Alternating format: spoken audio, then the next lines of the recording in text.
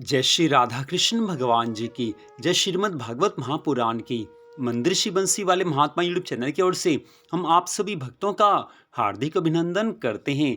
आज हम आपको सुनाने जा रहे हैं श्रीमद् भागवत महापुराण के 10वें स्कंद के 6ठे अध्याय की परम पावन कथा। इस अध्याय का नाम है पूतना उद्धार। बोल श्री राधा कृष्ण भगवान की जय। बोल श्रीमद् भागवत महापुराण की जय। तो अब 6ठे अध्याय की कथा। श्री सुखदेव जी महाराज आगे की कथा का वर्णन करते हुए कहने लगे हैं कि हे राजा परीक्षित, नंद बाबा जब मथुरा से चले हैं तब रास्ते में विचार करने लगे हैं कि वसुदेव जी का कथन झूठा नहीं हो सकता। इससे उनके मन में उत्पात होने की आशंका हो गई। तब उन्होंने मन ही मन भगवान ही शरण हैं, वे ही रक्षा करेंगे, ऐसा निश्चय किया है। पूतना नाम की एक बड़ी क्रूर राक्षसी थी। उसका एक ही काम था बच्चों को मारना।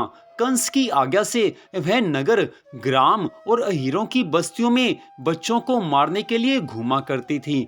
जहाँ के लोग अपने प्रतिदिन के कामों में राक्षसों के भय को दूर भगाने वाले भक्त वत्सल भगवान के नाम, गुण और लीलाओं का श्रवण, कीर्तन और स्मरण नहीं करते, वहीं पूतना जैसी राक्षसियों का बल चलता है। वह पूतना आकाश मार्ग से चल सकती थी और अपनी इच्छा के अनुसार रूप भी बना लेती थी। एक दिन की बात है, नंद बाबा के गोकुल के पास आकर उसने माया से अपने को एक सुंदरी युवती बना लिया और गोकुल के भीतर आज घुस गई है। उसने बड़ा सुंदर स्वरूप बनाया था। उसकी चोटियों में बेले के फूल गुंथे हुए थे, सुंदर वस्त्र पहने हुए थी। जब उसके कर्ण फूल हिलते थे तब उनकी चमक से मुख की ओर लटकी हुई अलकें और भी शोभायमान हो जाती थी। उसके नितंब और कुछ कलश ऊंचे ऊंचे थे और कमर पतली थी। वह अपनी मधुर मुस्कान और कटाक्षपूर्ण चितवन से ब्रजवासियों का चित्त चुरा रही थी। उस रूपवती रमणी को हाथ में कमल लेकर आते देख गोपियां ऐसी उत्प्रेक्षा करने लगी मानो स्वयं लक्ष्मी जी अपने पति का दर्शन करने के लिए आ रही हैं।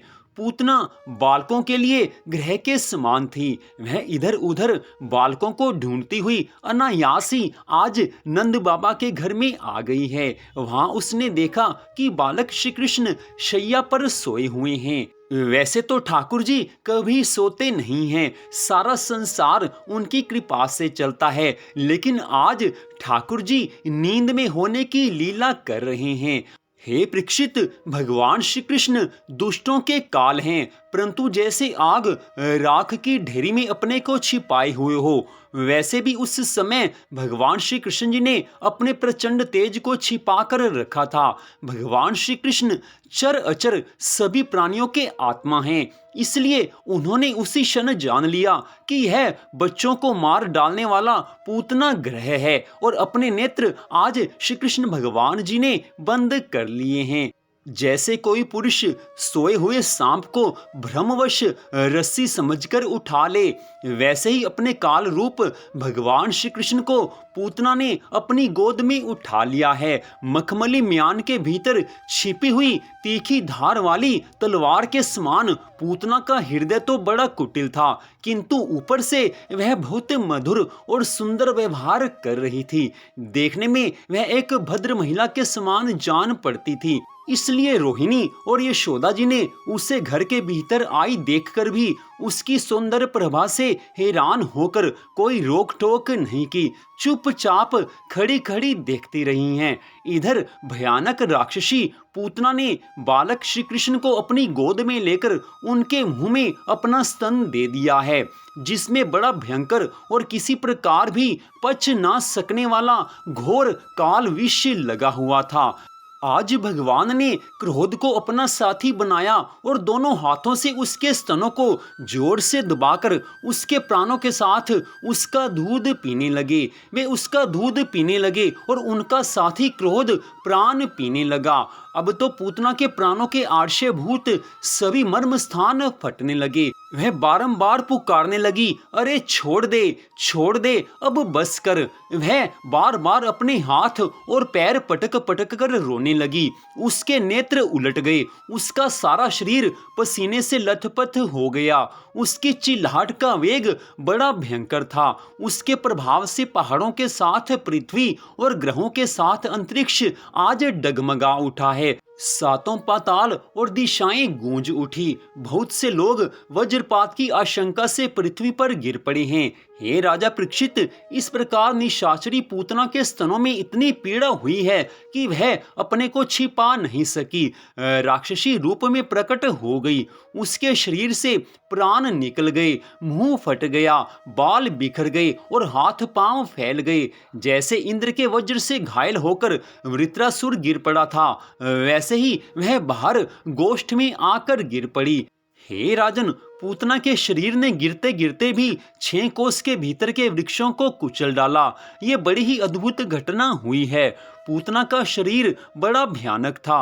उसका मुंह हल के समान तीखी और भयंकर दाढ़ों से युक्त था। उसके नथुने पहाड़ की गुफा के समान गहरे थे और स्तन पहाड़ से गिरी हुई चट्टानों की तरह बड़े बड़े थे। लाल लाल बाल चारों ओर बिखरे हुए थे। आंखें अंधे कुएं के समान गहरी, नितंब नदी के करार की तरह भयंकर। भुजाएं, जांघें और पैर नदी के पुल के समान तथा पेट सूखे हुए सरोवर की भांति जान पड़ता था। पूतना के उस शरीर को देखकर सब के सब ग्वाल और गोपी आज डर गए हैं। उसकी भयंकर चिल्लाहट सुनकर उनके हृदय, कान और सिर तो पहले से ही फट रहे थे। जब गोपियों ने देखा कि बालक श्री कृष्ण उसकी छाती पर निर्भय होकर खेल रहे हैं, तब वे बड़ी घबराहट और उतावली के साथ वहां पर पहुंच गई तथा श्री कृष्ण को उठा लिया। इसके बाद यशोदा और रोहिणी के साथ गोपियों ने गाय की पूंछ घुमाने आदि उपायों से बालक श्री कृष्ण के अंगों की सब प्रकार से रक्षा की है। उन्होंने पहले बालक श्री कृष्ण को गोमूत्र से स्नान करवाया, फिर सब अंगों में गोरज लगाई है और फिर 12 अंगों में गोबर लगाकर भगवान के केशव आदि नामों से रक्षा की है। इसके बाद गोपियों ने आचमन करके अज आदि 11 बीज मंत्रों से अपने शरीरों में अलग अलग अंग न्यास और कर न्यास किया है और फिर बालक के अंगों में बीज न्यास किया। आज सब गोपियां भगवान श्री कृष्ण जी की रक्षा के लिए बड़े सुंदर स्तोत्र का पाठ कर रही हैं। वे कहने लगी हैं, अजन्मा भगवान तेरे पैरों की रक्षा करें, मणिमान घुटनों की, यज्ञ पुरुष जांघों की, अच्युत कमर की, हयग्रीव पेट की, केशव हृदय की, ईश वक्षस्थल की, सूर्य कंठ की, विष्णु बाहों की, उरुक्रम मुख की और ईश्वर सिर की रक्षा करें। चक्रधर भगवान रक्षा के लिए तेरे आगे रहें। गदाधारी श्री हरि पीछे, क्रमशः धनुष और खड्ग धारण करने वाले भगवान मधुसूदन और अजन दोनों बगल में, शंखधारी उरुगाय चारों कोनों में, उपेंद्र ऊपर, हलधर पृथ्वी पर और भगवान परम पुरुष तेरे सब और रक्षा के लिए रहें। ऋषिकेश भगवान इंद्रियों की और नारायण प्राणों की रक्षा करें। श्वेत द्वीप के अधिपति चित्त की और योगेश्वर मन की रक्षा करें। कृष्णी गर्भ तेरी बुद्धि की और परमात्मा भगवान तेरे अहंकार की रक्षा करें। खेलते समय गोविंद रक्षा करें, सोते समय माधव रक्षा करें, चलते समय भगवान वैकुंठ और बैठते समय भगवान श्रीपति तेरी रक्षा करें। भोजन के समय समस्त ग्रहों को भयभीत करने वाले यज्ञ भोक्ता भगवान तेरी रक्षा करें। डाकिनी, राक्षसी और कुष्मांडा आदि बाल ग्रह, भूत, प्रेत, पिशाच, यक्ष, राक्षस और विनायक, कोटरा, रेवती, ज्येष्ठा, पूतना, मातृका आदि शरीर, प्राण तथा इंद्रियों का नाश करने वाला उन्माद अर्थात पागलपन और अपस्मार अर्थात मृगी आदि रोग, स्वप्न में देखे हुए महान उत्पात, वृद्ध ग्रह और बाल ग्रह आदि ये सभी अनिष्ट भगवान विष्णु का नामोच्चारण करने से भयभीत होकर नष्ट हो जाएं। आज सब गोपियों ने बड़े सुंदर स्तोत्र का पाठ किया है। उनके मन में एक ही भाव है कि हमारे श्री कृष्ण सदा सुखी रहें, उनके ऊपर कोई कष्ट ना आए। आज सब गोपियां श्री कृष्ण को सामान्य बालक समझ रही हैं, लेकिन उनको ये नहीं मालूम कि ये श्री कृष्ण वही त्रिलोकी के स्वामी हैं कि जिनकी इच्छा मात्र से सारी सृष्टि चलती है। श्री सुखदेव जी महाराज आगे की कथा का वर्णन करते हुए कहने लगे हैं, हे राजा परीक्षित, इस प्रकार गोपियों ने प्रेम पाश में बंधकर भगवान श्री कृष्ण की रक्षा की है। माता यशोदा ने अपने पुत्र को स्तन पिलाया और फिर पालने पर सुला दिया। इसी समय नंद बाबा और उनके साथी गोप मथुरा से गोकुल में पहुंचे हैं। जब उन्होंने पूतना का भयंकर शरीर देखा तब वे आश्चर्यचकित हो गए हैं। वे कहने लगे हैं, ये तो बड़े आश्चर्य की बात है। अवश्य ही वसुदेव के रूप में किसी ऋषि ने जन्म ग्रहण किया है, अथवा संभव है वसुदेव जी पूर्व जन्म में कोई योगेश्वर रहे हों, क्योंकि उन्होंने जैसा कहा था वैसा ही उत्पात यहाँ देखने में आ रहा है। तब तक ब्रजवासियों ने कुल्हाड़ी से पूतना के शरीर को टुकड़े टुकड़े कर डाला और गोकुल से दूर ले जाकर लकड़ियों पर रखकर जला दिया। जब उसका शरीर जलने लगा तब उसमें से ऐसा धुआं निकला है जिसमें से अगर किसी सुगंध आ रही थी। क्यों ना हो भगवान ने उसका दूध जो पिया था, जिससे उसके सारे पाप तत्काल ही नष्ट हो गए थे। पूतना एक राक्षसी थी। लोगों के बच्चों को मार डालना और उनका खून पी जाना, यही उसका काम था। भगवान को भी उसने मार डालने की इच्छा से ही स्तन पिलाया था, दूध पिलाया था। फिर भी उसे वह परम गति मिली है जो सत्पुरुषों को मिलती है। ऐसी स्थिति में जो परब्रह्म परमात्मा भगवान श्री कृष्ण को श्रद्धा और भक्ति से माता के समान अनुराग पूर्वक अपनी प्रिय से प्रिय वस्तु और उनको प्रिय लगने वाली वस्तु समर्पित करते हैं, उनके संबंध में तो कहना ही क्या है। जब पूतना जैसी राक्षसी को भगवान ने परम गति दी है, मोक्ष दिया है, तो जो भक्त प्रतिदिन श्रद्धा भावना से भगवान की भक्ति करते हैं, भगवान की पूजा आराधना करते हैं, उनको तो भगवान अवश्य ही मुक्ति देंगे ही देंगे।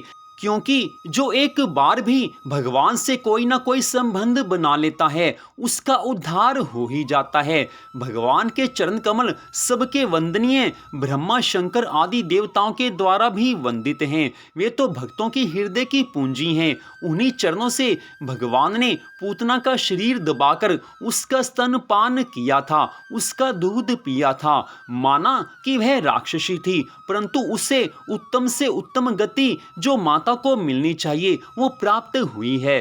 फिर जिनके स्तन का दूध भगवान ने बड़े प्रेम से पिया, उन गौओं और माताओं की तो बात ही क्या है। उनको जो मिलेगा वो तो भगवान ही जानते हैं। हे राजा परीक्षित, देवकी नंदन भगवान कैवल्य आदि सब प्रकार की मुक्ति और सब कुछ देने वाले हैं। उन्होंने ब्रज की गोपियों और गौओं का वह दूध जो भगवान के प्रति पुत्र भाव होने से वात्सल्य स्नेह की अधिकता के कारण स्वयं ही झरता रहता था, भर पेट पान किया है। हे राजन, वे गौएं और वे गोपियां जो नित्य निरंतर भगवान श्री कृष्ण को अपने पुत्र के ही रूप में देखती थी, फिर जन्म मृत्यु रूप संसार के चक्कर में कभी वो नहीं पड़ सकती, क्योंकि यह संसार तो अज्ञान के कारण ही है। लेकिन जिसने भगवान से संबंध बना लिया उसका इस भवसागर से बेड़ा पार हो ही जाता है। नंद बाबा के साथ आने वाले ब्रजवासियों की नाक में जब पूतना के चिता की धुएं की सुगंध पहुंची तब यह क्या है, कहां से ऐसी सुगंध आ रही है, इस प्रकार कहते हुए वे ब्रज में पहुंचे हैं। वहां गोपों ने उन्हें पूतना के आने से लेकर मरने तक का सारा वृतांत कह सुनाया। वे लोग पूतना की मृत्यु और श्री कृष्ण के कुशल पूर्वक बच जाने की बात सुनकर बड़े ही आश्चर्यचकित हुए हैं। हे राजा परीक्षित, उदार शिरोमणि नंद बाबा ने मृत्यु के मुख से बचे हुए अपने लाला को आज गोद में उठा लिया है और बारंबार उसका सिर सूंघकर मन ही मन बहुत आनंदित हुए हैं। इतनी कथा सुनाकर श्री सुखदेव जी महाराज राजा परीक्षित से कहने लगे हैं, हे राजन, यह पूतना मोक्ष भगवान श्री कृष्ण की अद्भुत बाल लीला है। जो मनुष्य श्रद्धा पूर्वक इस कथा का श्रवण करता है, इस कथा में अपने मन को लगाता है, उसे भगवान श्री कृष्ण के प्रति प्रेम प्राप्त हो जाता है। तो इस प्रकार पूतना उद्धार की इस कथा को आपने सुना। श्री सुखदेव जी महाराज जी ने स्पष्ट कहा है कि जो मनुष्य इस कथा को श्रद्धा भावना से सुनता है, उसे भगवान श्री कृष्ण जी से प्रेम हो जाता है, उसे भगवान के प्रति प्रेम प्राप्त होता है। तो इस कथा को आप श्रद्धा भावना से सुने, बारंबार सुने, क्योंकि ये कथा भगवान से प्रेम करवाने वाली है, भगवान से प्रेम बढ़ाने वाली है।